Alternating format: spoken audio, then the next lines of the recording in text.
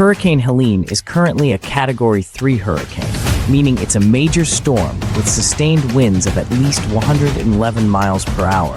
It formed in the warm waters of the Atlantic, gaining strength as it approached the Gulf of Mexico. As of now, it's expected to make landfall near Florida's Gulf Coast, with serious implications for coastal communities. Category 3 hurricanes are no joke. They can cause severe damage to homes, knock out power for days, and lead to life-threatening storm surges, walls of water that crash onto the coast. And Helene is no exception.